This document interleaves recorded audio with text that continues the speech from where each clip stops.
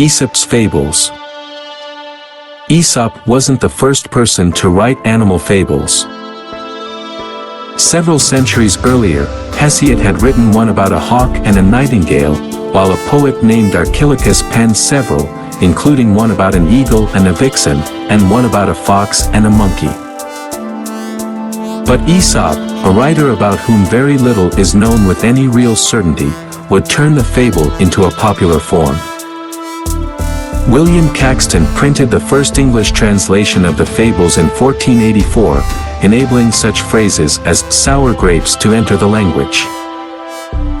Aesop's fables usually involve animals and take the form of very short stories which convey a clear moral. But how clear is the moral in an Aesop fable? Below, we introduce some of the best known of Aesop's fables and discuss the moral of each. The Fox and the Hedgehog. A fox, after crossing a river, got its tail entangled in a bush, and couldn't move. A number of mosquitoes, upon seeing the fox trapped, settled upon him and enjoyed a good meal, feasting upon the fox's blood, the fox unable to swish them away with his trapped tail. A hedgehog that was strolling by took pity on the fox and went up to him. "You are in a bad way, neighbor," said the hedgehog. "Shall I help you out by driving off those mosquitoes who are sucking your blood?" "Thank you, Master Hedgehog," said the fox, "but I would rather you didn't." "Why not?" asked the hedgehog. "Well, you see," the fox replied, "these mosquitoes have had their fill. If you drive these away, others will come with fresh appetite and bleed me to death." The frogs asking for a king. Once upon a time, the frogs were discontented because they had no one to rule over them, so they sent a deputation to Jupiter to ask him to give them a king. Jupiter, despising the folly of their request, cast a log into the pool where they lived, and said that the log should be their king. The frogs were terrified at first by the splash, and scuttled away into the deepest parts of the pool, but gradually, when they saw that the log remained motionless, one by one they began to venture to the surface again, and before long, growing bolder, they began to feel such contempt for the log that they even took to sitting on it. Thinking that a king of that sort was an insult to their dignity, they sent to Jupiter a second time, and begged him to take away the sluggish king he had given them, and to give them another and a better one. Jupiter, annoyed at being pestered in this way, sent a stork to rule over them. No sooner had the stork arrived among them than he began to catch and eat the frogs as fast as he could. The goose that laid the golden eggs. A man and his wife owned a goose which laid a golden egg every day. They considered themselves very lucky to possess such a rare bird, and they began to wonder just how much gold the goose must have inside it. So they cut open the goose, killing it. However, to their disappointment, they discovered that the inside of the bird was like any other goose and was not made of gold. In killing the goose that laid the golden eggs, they had deprived themselves of a regular source of gold. The Fox and the Grapes. One hot summer's day, a fox was strolling through an orchard when he came to a bunch of grapes that were ripening on a vine, hanging over a lofty branch. "Those grapes are just the things to quench my thirst," said the fox. Drawing back a few paces, the fox took a run and a jump, but just missed the bunch of grapes. Turning round again, he jumped up, but with no greater success. Again and again the fox tried to jump up and reach the juicy grapes, but at last had to give it up, and walked away with his nose in the air, saying, "Oh well, I am sure they are sour anyway." The Wolf and the Crane. A wolf had been feasting too greedily, and a bone had stuck crosswise in his throat. He could get it neither up nor down, and of course he could not eat a thing. Naturally, that was an awful state of affairs for a greedy wolf. So away he hurried to the crane. He was sure that she, with her long neck and bill, would easily be able to reach the bone and pull it out. "I will reward you very handsomely," said the wolf, "if you pull that bone out for me." The crane, as you can imagine, was very uneasy about putting her head in a wolf's throat. But she was grasping in nature, so she did what the wolf asked her to do. When the wolf felt that the bone was gone, he started to walk away. "But what about my reward?" called the crane anxiously. "What?" snarled the wolf, whirling around. "Haven't you got it? Isn't it enough that I let you take your head out of my mouth without snapping it off? Expect no reward for serving the wicked." The Lion and the Mouse. A lion lay asleep in the forest, his great head resting on his paws. A timid little mouse came upon him unexpectedly, and in her fright and haste to get away, ran across the lion's nose. Roused from his nap, the lion laid his huge paw angrily on the tiny creature to kill her. "Spare me," begged the poor mouse. "Please let me go, and someday I will surely repay you." The lion was much amused to think that a mouse could ever help him. But he was generous and finally let the mouse go. Some days later, while stalking his prey in the forest, the lion was caught in the toils of a hunter's net. Unable to free himself, he filled the forest with his angry roaring. The mouse knew the voice and quickly found the lion struggling in the net. Running to one of the great ropes that bound him, she knotted until it parted, and soon the lion was free. "You laughed when I said I would repay you," said the mouse. "Now you see that even a mouse can help a lion. A kindness is never wasted." The Gnat and the Bull. A gnat flew over the meadow with much buzzing for so small a creature and settled on the tip of one of the horns of a bull. After he had rested a short time, he made ready to fly away. But before he left, he begged the bull's pardon for having used his horn for a resting place. "You must be very glad to have me go now," he said. "It's all the same to me," replied the bull. "I did not even know you were there." We are often of greater importance in our own eyes than in the eyes of our neighbor. The smaller the mind, the greater the conceit. The Plane Tree. Two travelers, walking in the noonday sun, sought the shade of a wide-spreading tree to rest. As they lay looking up among the pleasant leaves, they saw that it was a plane tree. "How useless is the plane," said one of them. "It bears no fruit whatever, and only serves to litter the ground with leaves." "Ungrateful creatures," said a voice from the plane tree. "You lie here in my cooling shade, and yet you say I am useless. Thus ungratefully, O Jupiter, do men receive their blessings." Our best blessings are often the least appreciated. The Owl and the Grasshopper. The owl always takes her sleep during the day. Then after sundown, when the rosy light fades from the sky and the shadows rise slowly through the wood, out she comes ruffling and blinking from the old hollow tree.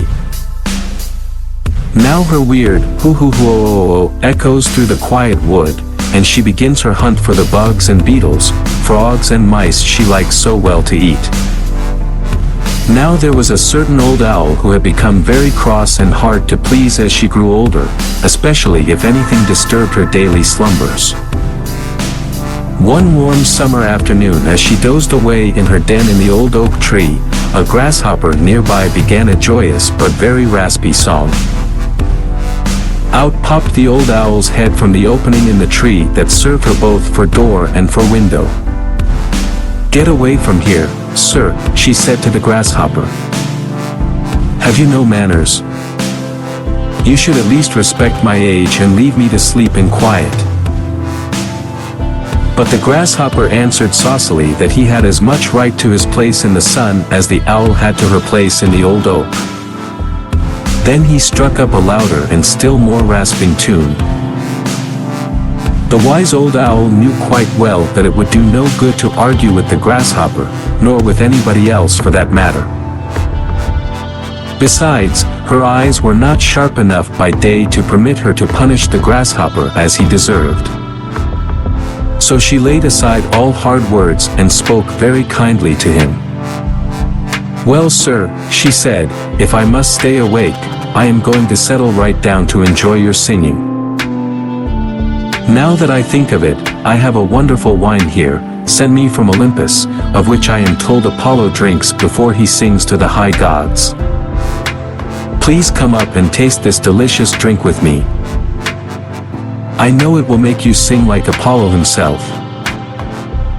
The foolish grasshopper was taken in by the owl's flattering words. Up he jumped to the owl's den, but as soon as he was near enough so the old owl could see him clearly, she pounced upon him and ate him up. Flattery is not a proof of true admiration. Do not let flattery throw you off your guard against an enemy. The Oak and the Reeds. A giant oak stood near a brook in which grew some slender reeds. When the wind blew, the great oak stood proudly upright with its 100 arms uplifted to the sky. But the reeds bowed low in the wind and sang a sad and mournful psalm. "You have reason to complain," said the oak. "The slightest breeze that ruffles the surface of the water makes you bow your heads, while I, the mighty oak, stand upright and firm before the howling tempest." "Do not worry about us," replied the reeds. "The winds do not harm us. We bow before them and so we do not break.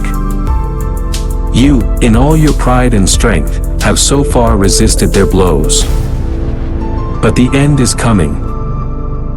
As the reeds spoke, a great hurricane rushed out of the north. The oak stood proudly and fought against the storm, while the yielding reeds bowed low. The wind redoubled in fury, and all at once the great tree fell, torn up by the roots, and lay among the pitying reeds. Better to yield when it is folly to resist, than to resist stubbornly and be destroyed. The Crow and the Pitcher. In a spell of dry weather, when the birds could find very little to drink, a thirsty crow found a pitcher with a little water in it. But the pitcher was high and had a narrow neck, and no matter how he tried, the crow could not reach the water. The poor thing felt as if he must die of thirst. Then an idea came to him. Picking up some small pebbles, he dropped them into the pitcher one by one. With each pebble the water rose a little higher until at last it was near enough so he could drink. In a pinch a good use of our wits may help us out. The Two Goats. Two goats, frisking gaily on the rocky steeps of a mountain valley, chanced to meet, one on each side of a deep chasm through which poured a mighty mountain torrent. The trunk of a fallen tree formed the only means of crossing the chasm, and on this not even two squirrels could have passed each other in safety.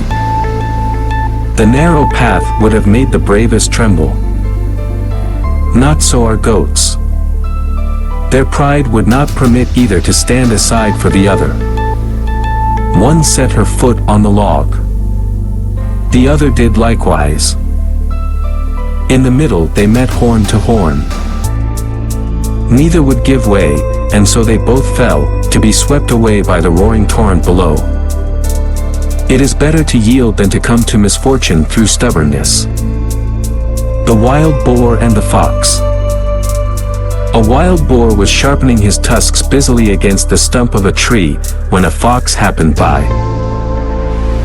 Now the fox was always looking for a chance to make fun of his neighbors. So he made a great show of looking anxiously about, as if in fear of some hidden enemy. But the boar kept right on with his work. "Why are you doing that?" asked the fox at last with a grin. There isn't any danger that I can see." "True enough," replied the boar, "but when danger does come there will not be time for such work as this. My weapons will have to be ready for use then, or I shall suffer for it. Preparedness for war is the best guarantee of peace." The heron. A heron was walking sedately along the bank of a stream, his eyes on the clear water, and his long neck and pointed bill ready to snap up a likely morsel for his breakfast. The clear water swarmed with fish, but Master Heron was hard to please that morning. "No small fry for me," he said. "Such scanty fare is not fit for a heron." Now a fine young perch swam near. "No indeed," said the heron. "I wouldn't even trouble to open my beak for anything like that." As the sun rose, the fish left the shallow water near the shore and swam below into the cool depths toward the middle. The heron saw no more fish, and very glad was he at last to breakfast on a tiny snail. Do not be too hard to suit, or you may have to be content with the worst or with nothing at all. The Fox and the Stork. The fox one day thought of a plan to amuse himself at the expense of the stork, at whose odd appearance he was always laughing. "You must come and dine with me today," he said to the stork, smiling to himself at the trick he was going to play. The stork gladly accepted the invitation and arrived in good time and with a very good appetite. For dinner the fox served soup. But it was set out in a very shallow dish, and all the stork could do was to wet the very tip of his bill. Not a drop of soup could he get. But the fox lapped it up easily, and, to increase the disappointment of the stork, made a great show of enjoyment. The hungry stork was much displeased at the trick, but he was a calm, even-tempered fellow and saw no good in flying into a rage. Instead, not long afterward, he invited the fox to dine with him in turn. The fox arrived promptly at the time that had been set, and the stork served a fish dinner that had a very appetizing smell. But it was served in a tall jar with a very narrow neck.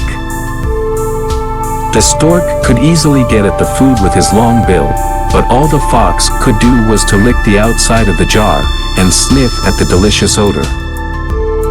And when the fox lost his temper, the stork said calmly, "Do not play tricks on your neighbors unless you can stand the same treatment yourself." The stag and his reflection. A stag, drinking from a crystal spring, saw himself mirrored in the clear water.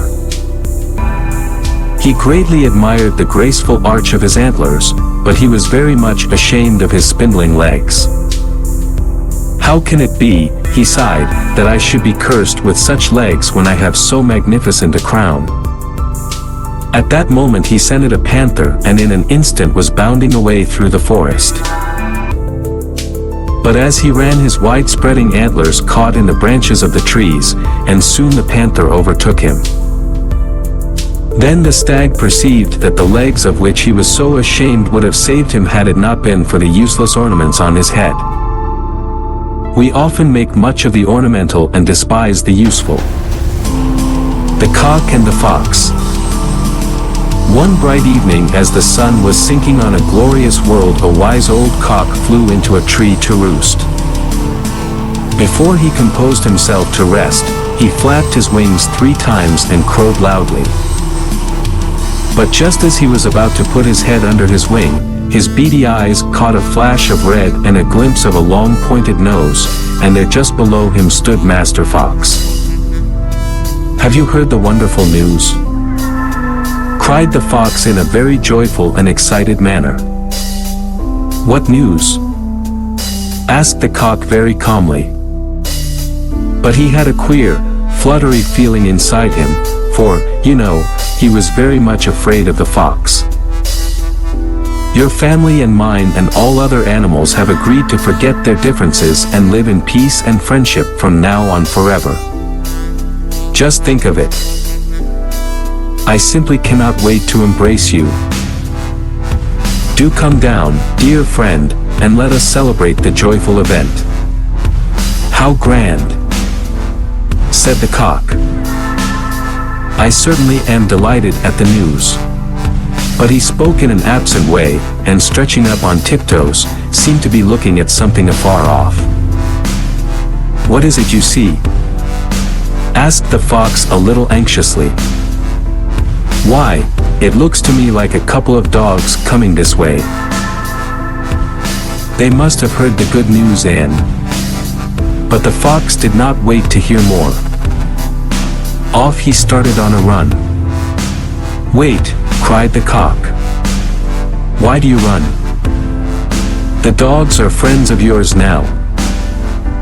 "Yes," answered the fox. "But they might not have heard the news.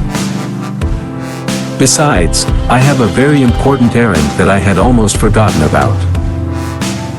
The cock smiled as he buried his head in his feathers and went to sleep, for he had succeeded in outwitting a very crafty enemy. The trickster is easily tricked. The fox and the goat. A fox fell into a well, and though it was not very deep, he found that he could not get out again. After he had been in the well a long time, a thirsty goat came by. The goat thought the fox had gone down to drink, and so he asked if the water was good. "The finest in the whole country," said the crafty fox. "Jump in and try it. There is more than enough for both of us." The thirsty goat immediately jumped in and began to drink. The fox just as quickly jumped on the goat's back and leaped from the tip of the goat's horns out of the well. The foolish goat now saw what a plight he had got into, and begged the fox to help him out. But the fox was already on his way to the woods. "If you had as much sense as you have beard, old fellow," he said as he ran, "you would have been more cautious about finding a way to get out again before you jumped in. Look before you leap." The Fox and the Leopard. A fox and a leopard, resting lazily after a generous dinner, amused themselves by disputing about their good looks. The leopard was very proud of his glossy, spotted coat and made disdainful remarks about the fox, whose appearance he declared was quite ordinary. The fox prided himself on his fine bushy tail with its tip of white, but he was wise enough to see that he could not rival the leopard in looks. Still he kept up a flow of sarcastic talk, just to exercise his wits and to have the fun of disputing. The leopard was about to lose his temper when the fox got up, yawning lazily. "You may have a very smart coat," he said, "but you would be a great deal better off if you had a little more smartness inside your head and less on your ribs, the way I am. That's what I call real beauty." A fine coat is not always an indication of an attractive mind. The Frog and the Mouse. A young mouse in search of adventure was running along the bank of a pond where lived a frog. When the frog saw the mouse, he swam to the bank and croaked, "Won't you pay me a visit? I can promise you a good time if you do." The mouse did not need much coaxing, for he was very anxious to see the world and everything in it. But though he could swim a little, he did not dare risk going into the pond without some help. The frog had a plan. He tied the mouse's leg to his own with a tough reed. Then into the pond he jumped, dragging his foolish companion with him. The mouse soon had enough of it and wanted to return to shore, but the treacherous frog had other plans. He pulled the mouse down under the water and drowned him. But before he could untie the reed that bound him to the dead mouse, a hawk came sailing over the pond. Seeing the body of the mouse floating on the water, the hawk swooped down, seized the mouse and carried it off, with the frog dangling from its leg. Thus at one swoop he had caught both meat and fish for his dinner. Those who seek to harm others often come to harm themselves through their own deceit. The Eagle and the Beetle. A beetle once begged the eagle to spare a hare which had run to her for protection. But the eagle pounced upon her prey, the sweep of her great wings tumbling the beetle a dozen feet away. Furious at the disrespect shown her, the beetle flew to the eagle's nest and rolled out the eggs. Not one did she spare. The eagle's grief and anger knew no bounds, but who had done the cruel deed she did not know. Next year the eagle built her nest far up on a mountain crag, but the beetle found it and again destroyed the eggs. In despair the eagle now implored great Jupiter to let her place her eggs in his lap. There none would dare harm them. But the beetle buzzed about Jupiter's head, and made him rise to drive her away, and the eggs rolled from his lap.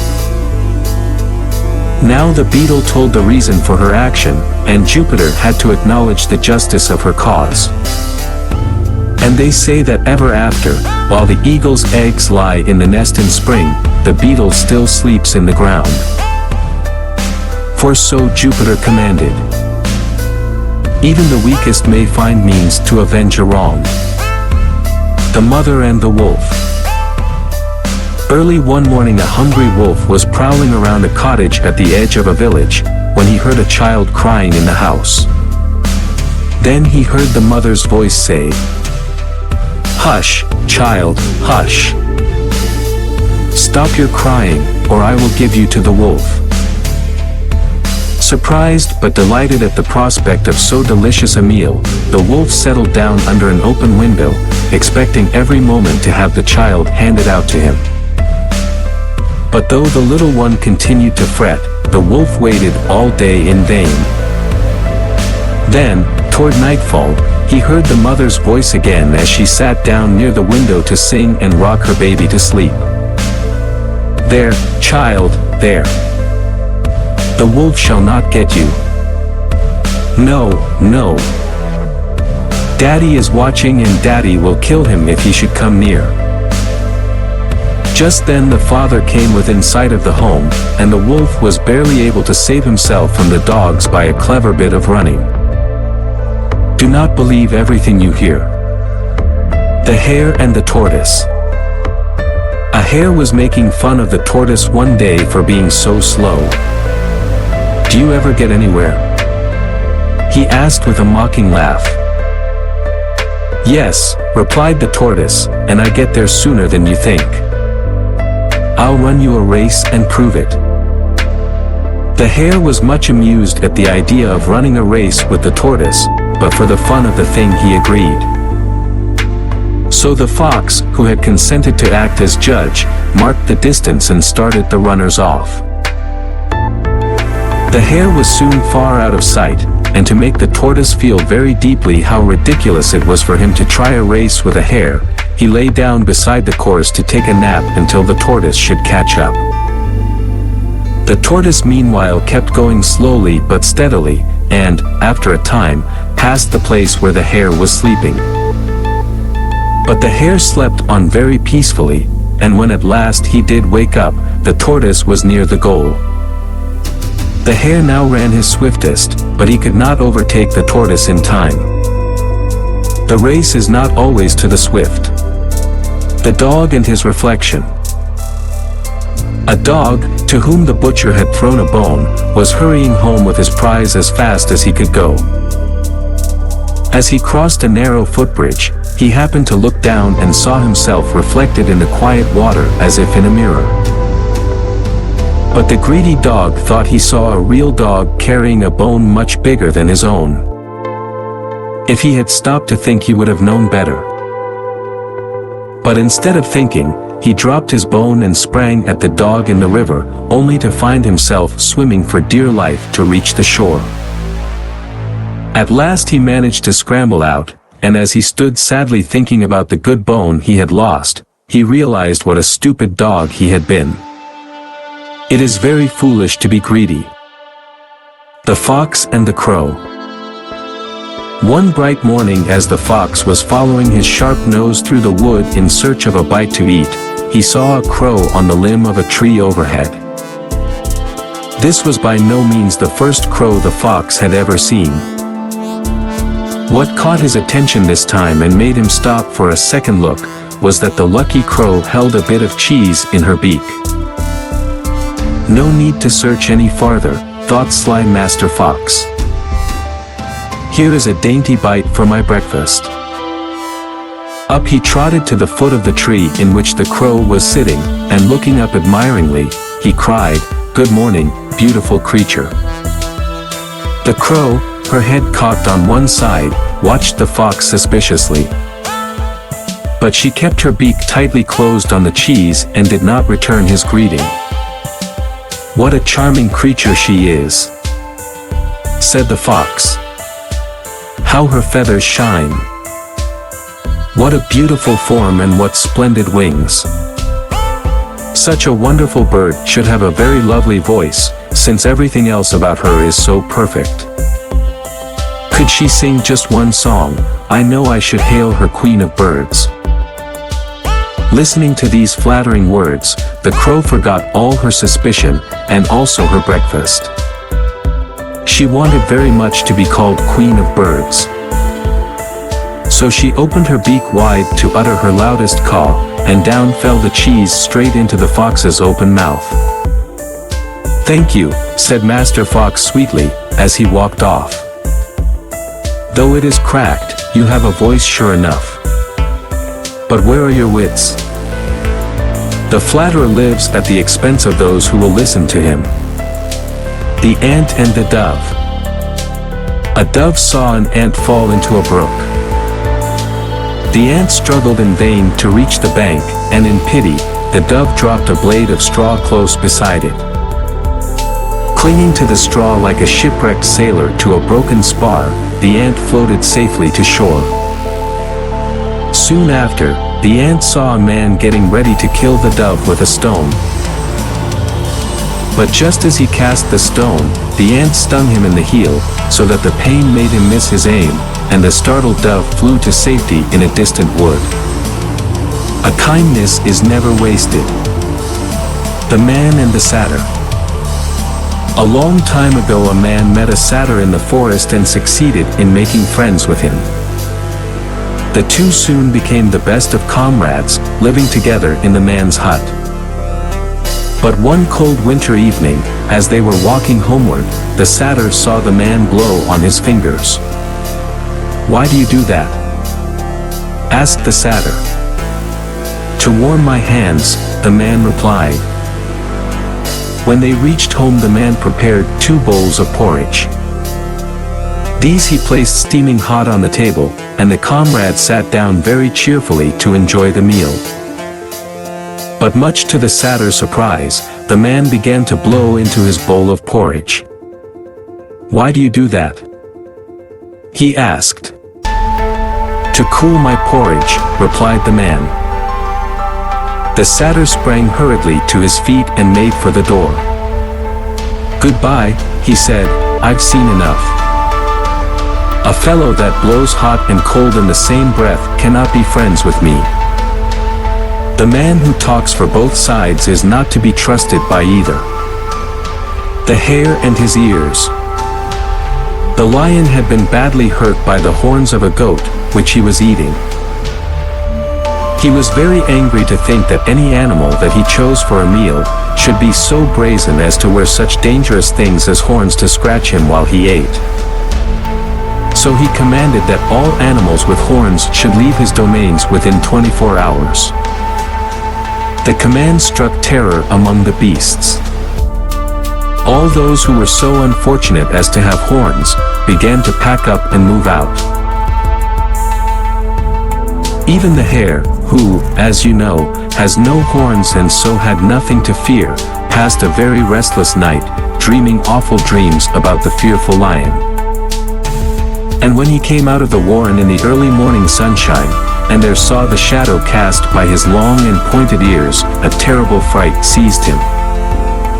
"Goodbye, neighbor Cricket," he called. "I'm off.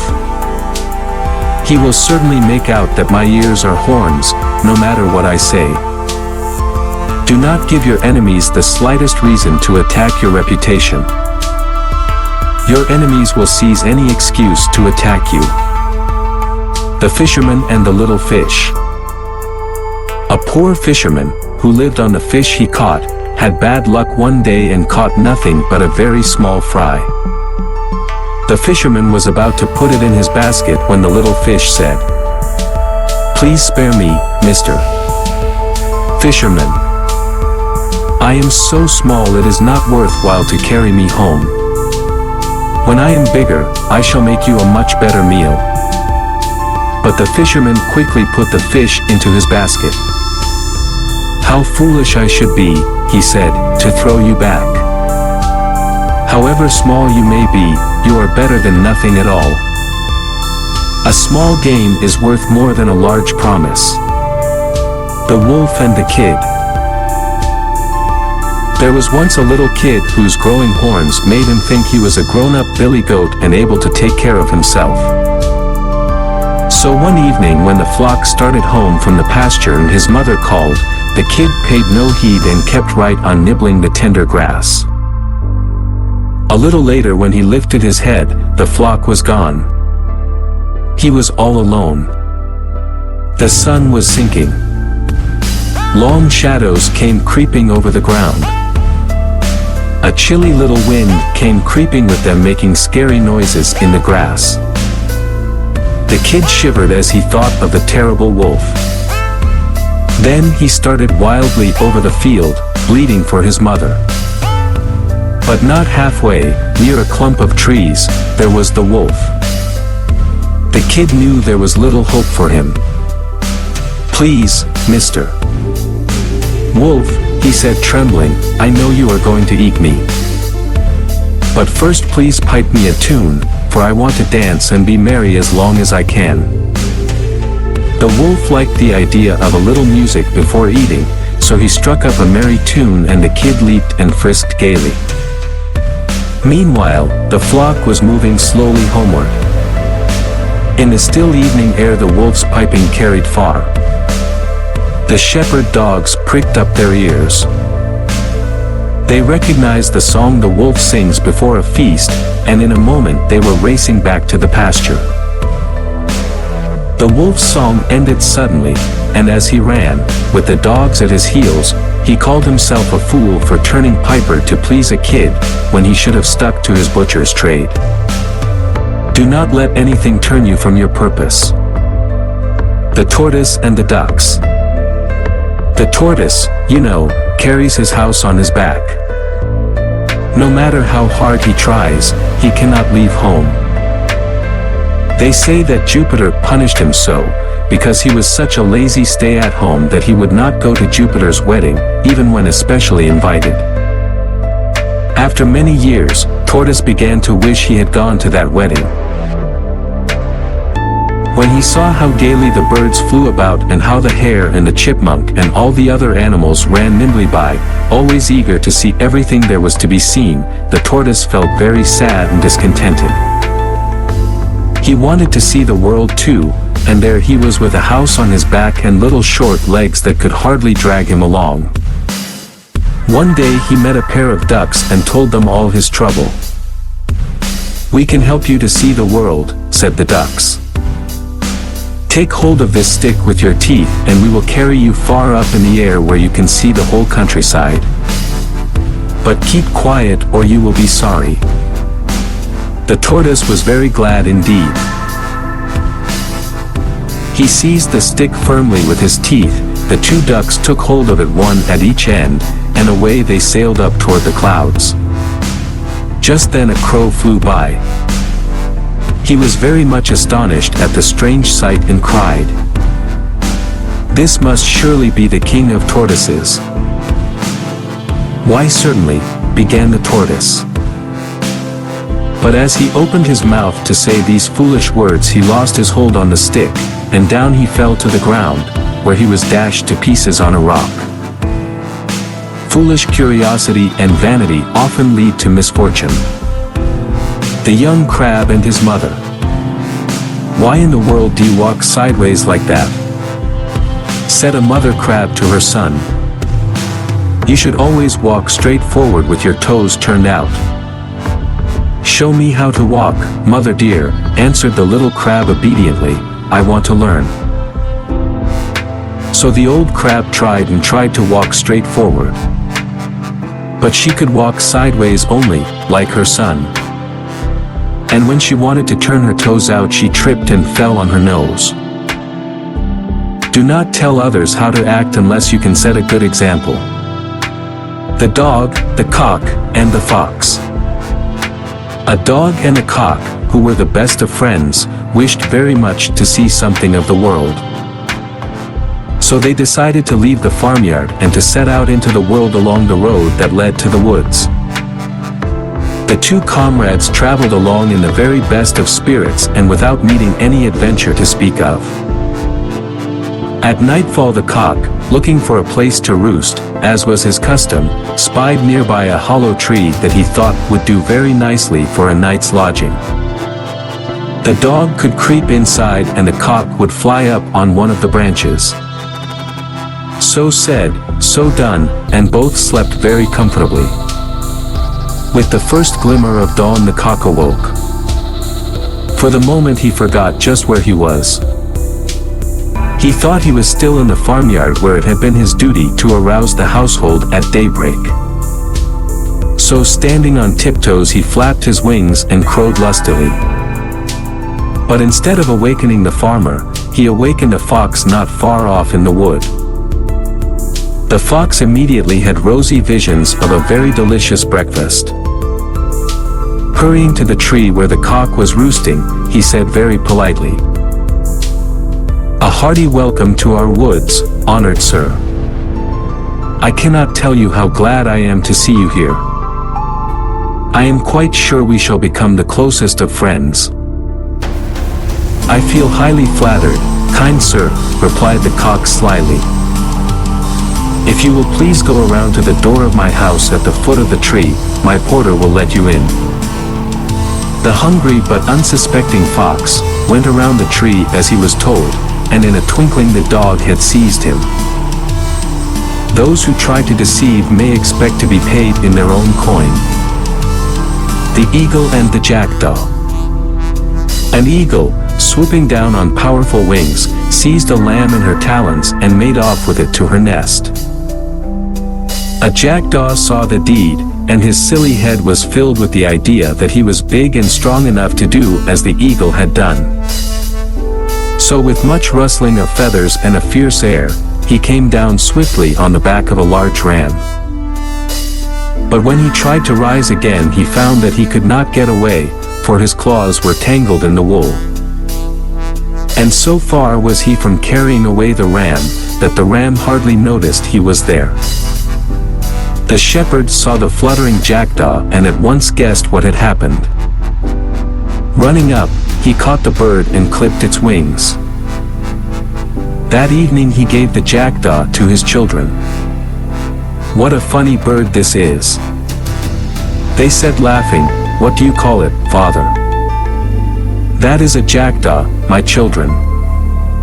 But if you should ask him, he would say he is an eagle." Do not let your vanity make you overestimate your powers. Hercules and the Wagoner.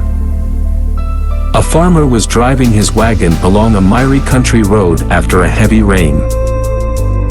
The horses could hardly drag the load through the deep mud, and at last came to a standstill when one of the wheels sank to the hub in a rut. The farmer climbed down from his seat and stood beside the wagon looking at it, but without making the least effort to get it out of the rut. All he did was to curse his bad luck and call loudly on Hercules to come to his aid. Then, it is said, Hercules really did appear, saying, "Put your shoulder to the wheel, man, and urge on your horses." Do you think you can move the wagon by simply looking at it and whining about it? Hercules will not help unless you make some effort to help yourself. And when the farmer put his shoulder to the wheel and urged on the horses, the wagon moved very readily, and soon the farmer was riding along in great content and with a good lesson learned. Self-help is the best help. Heaven helps those who help themselves.